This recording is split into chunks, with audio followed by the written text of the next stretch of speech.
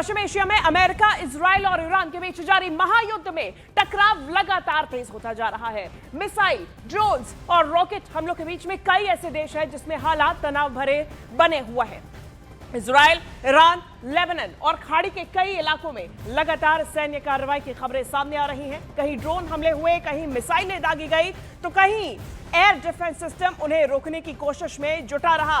12 तस्वीरें आप देखिए। 12 तस्वीरों में तबाही की वो तस्वीरें हैं जो कि पिछले 11 दिनों से सामने आ रही हैं और इस महायुद्ध के 11वें दिन अभी भी ये युद्ध, ये जंग खत्म होने का नाम नहीं ले रही है। और इसी में जानकारी सामने आई जहां लेबनान में इजरायली टैंक पर हमला किया गया। हिजबुल्लाह ने इजरायली टैंक को निशाना बनाया और यहां पे गोला बारूद से भरे इजरायली टैंक में धमाका हुआ। हिजबुल्लाह की तरफ से लगातार इजराइल पर अटैक किया जा रहा है। ईरान के समर्थन में हिजबुल्लाह भी पूरे दमखम के साथ में इजराइल के खिलाफ आवाज बुलंद किए हुए है और इस पूरी जंग में इजराइल के खिलाफ ताबड़तोड़ अटैक्स कर रहा है। और यही तस्वीर लेबनान से सामने आई जहां इजरायली टैंक पर हमला हुआ, हिजबुल्लाह ने निशाना बनाया। ये देखिए, ये तस्वीर आप देखिए, ये रेड बॉक्स के अंदर आप देखिए कि ये टैंक है जा रहा है। न्यूज़ 18 इंडिया पर एक्सक्लूसिवली आपको तस्वीरें हम दिखा रहे जहां ये टैंक और टैंक में मौजूद गोला बारूद, इसकी पुष्टि की गई। इजरायली टैंक है ये जिसमें गोला बारूद मौजूद था और इसी पर अटैक किया गया, जिसके बाद इसमें भीषण विस्फोट हुआ चूंकि अंदर बारूद पहले से ही मौजूद था। ये जोरदार धमाके की तस्वीरें भी सामने आई। न्यूज़ 18 इंडिया पर एक्सक्लूसिवली ये तस्वीरें आप देखिए। और इजराइल पर ईरान का बड़ा मिसाइल अटैक देखा गया। टेल अवीव में सैटेलाइट कम्युनिकेशन सेंटर पर हमला किया गया और हमले में सैटेलाइट कम्युनिकेशन सेंटर तबाह कर दिया गया। इजराइल पर ईरान का ये काफी बड़ा मिसाइल अटैक है। ईरान पीछे हटने का नाम नहीं ले रहा है। जहां एक तरफ ईरान की मिलिट्री का दावा है कि वो अगले 6 महीने तक इस जंग को जारी रख सकता है। कई ऐसे मिसाइल्स हैं जिनका इस्तेमाल ही अभी तक नहीं हुआ, तो वहीं दूसरी तरफ ईरान का जो मिसाइल भंडार है वो एक एक करके सामने आ रहा है। टारगेटेड मिसाइल अटैक इजराइल पर ईरान की तरफ से किया गया और अब तल अवीव में सैटेलाइट कम्युनिकेशन सेंटर पर हमला किया गया, इसको निशाना बनाया गया। हमले में सैटेलाइट कम्युनिकेशन सेंटर तबाह हो गया और ये इजराइल के लिए एक बड़ा झटका, क्योंकि देखिए सैटेलाइट कम्युनिकेशन सेंटर के माध्यम से ही कई जगह पर जो संचार है वो जारी था, कम्युनिकेशन जारी था। इजराइल के लिए ये एक बड़ा लॉस। तस्वीरें इसके सामने आई। ईरान की तरफ से यह हमला किया गया है। तल अवीव में मौजूद सैटेलाइट कम्युनिकेशन सेंटर पर हमला किया गया। इसके पहले भी रक्षा मंत्रालय पर ईरान की तरफ से हमला किया गया था। तल अवीव से ही तबाही की तस्वीरें सामने आई थी और अब देखिए एक बार फिर से सैटेलाइट कम्युनिकेशन सेंटर तबाह किया गया है। और ईरान की अमेरिका के साथ लंबे युद्ध की तैयारी है। देखिए, IRGC कमांडर इन चीफ के सीनियर एडवाइजर ब्रिगेडियर जनरल सरदार इब्राहिम जब्बारी ने कहा कि ईरान का कम से कम 10 साल तक अमेरिका के साथ जंग लड़ने के लिए वो तैयार है। क्लैश रिपोर्ट के मुताबिक जब्बारी ने दावा किया कि मैं जानकारी रखने वाला व्यक्ति हूं। हम कम से कम 10 साल की जंग के लिए तैयार है। ये बयान अब ऐसे वक्त में आया जब वेस्ट एशिया में, यानी कि पश्चिम एशिया में तनाव लगातार बढ़ रहा है और दोनों देशों के बीच में टकराव गहराता जा रहा है। और इस बीच ये बयान सामने आया कि हम 10 साल तक इस युद्ध को जारी रख सकते हैं।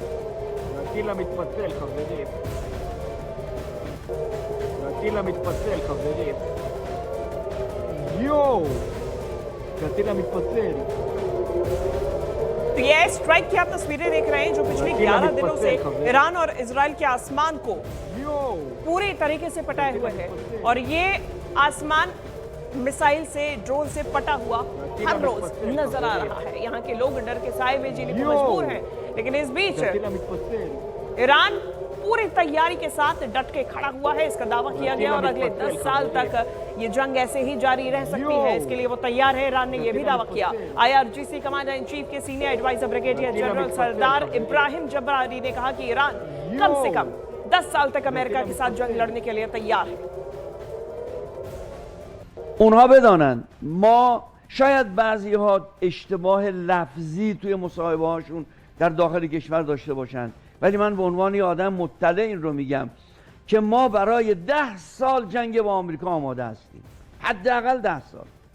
همین گونه که داریم موشک‌هامون رو، پهپادهامون رو استفاده میکنیم که انبارهای ما، ذخایر ما پر مملو و لبریز سرریزه و داریم استفاده میکنیم، بلافاصله داریم تو مراکز حساس توسط جوانان غیورمون، دانشمندانمون داریم تولید میکنیم تولید داره میاد میره تو انبارها برای ذخیره.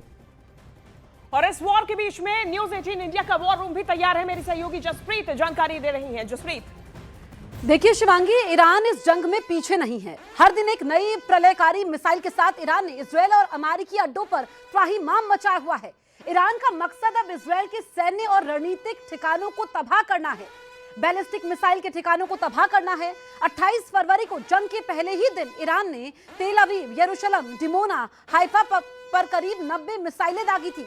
1 मार्च को यह आंकड़ा कम हुआ, लेकिन तबाही उतनी ही दिखी। 60 मिसाइल के बारूद से इजरायल का तेल अवीव, डिमोना, बीरशेबा, बेत शेमेश इलाका थर्रा गया। 2 मार्च को ईरान ने मिसाइलों को तो शांत रखा, लेकिन उसके शाहिद 136 ड्रोनों का आतंक तब भी जारी रहा। पामचम एयरबेस और हाइफा में घुसे शाहिद ड्रोन ने डिफेंस सिस्टम से बचते हुए बारूदी धुआं उठा दिया। तो वहीं 3 मार्च को एक बार फिर मिसाइलों की गूंज सुनाई दी। ईरान ने 30 मिसाइलों के साथ तेल अवीव, नेगेव, निवातिम एयरबेस पर ताबड़तोड़ अटैक किए और 4 से 5 मार्च और अब तक भी मिसाइल और शाहिद 136 ड्रोन इजरायल और उसके सहयोगी देशों में डर बनाए हुए हैं।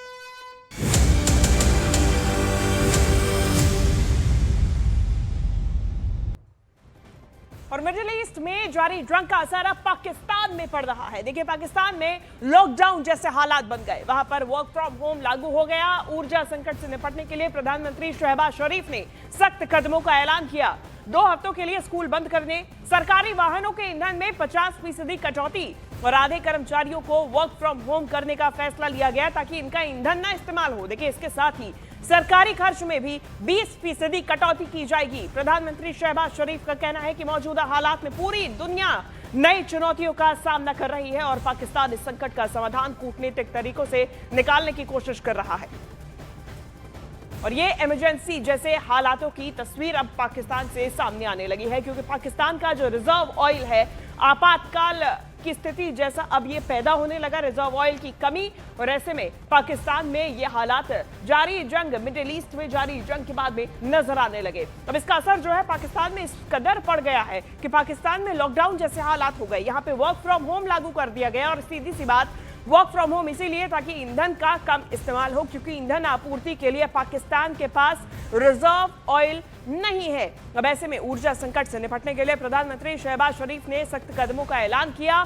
2 हफ्तों के लिए स्कूल बंद करने, सरकारी वाहनों के ईंधन में 50% कटौती और आधे कर्मचारियों को वर्क फ्रॉम होम करने का फैसला लिया गया। आइंदा 2 माह के लिए सरकारी महकमों की गाड़ियों को मिलने वाले तेल में 50% फिल फॉर कटौती की जा रही है। सरकारी और निजी शोबे में इंतहाई जरूरी सर्विसेज को छोड़कर, यानी एसेंशियल सर्विसेज को छोड़कर बाकी तमाम जगहों पर 50% स्टाफ घर से काम करेगा, यानी वर्क फ्रॉम होम।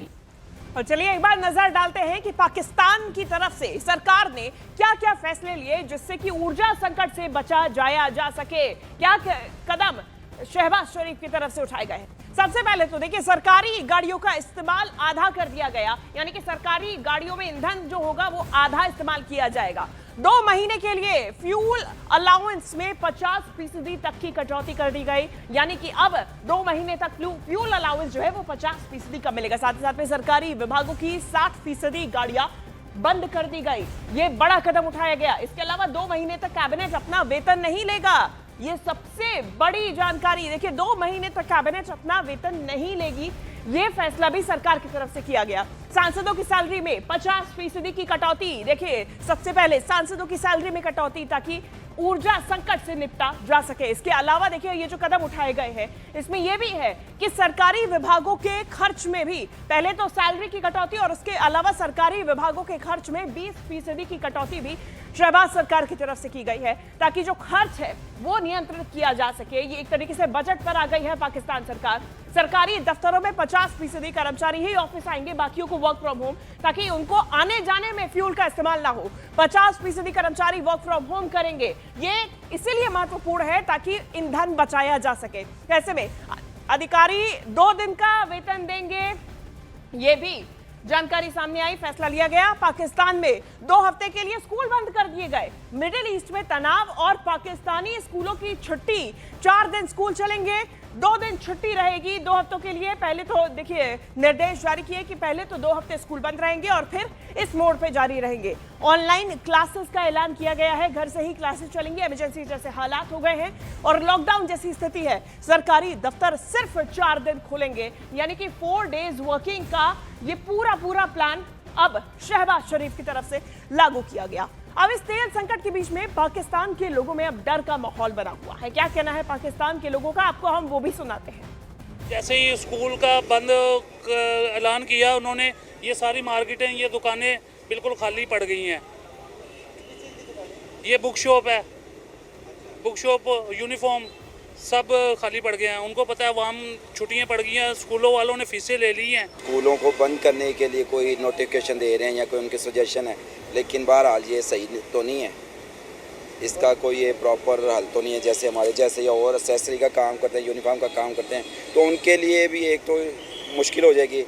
पेट्रोलियम मसनूआत की रीज़न बना के तो ये तरीकाकार तो नहीं है। मैं समझता हूँ कि वज़ीर-ए-आज़म ने बरवकत इक़दाम किया है और उसकी वजह से ये है कि हमारी मीशत पर जो बुरे असरात पड़ने थे उससे कम से कम बचा जा सकेगा। उम्मीद है कि आवाम को इस हद तक रिलीफ मिलेगा कि जब तक ये मौजूदा जो सूरत हाल है, जंगी मामला जो चल रहा है, ये होप्स हो कि जल्द से जल्द ये मामला खत्म हो, जो आलमी मंडी में पेट्रोल की कीमत है उसमें भी कमी आए।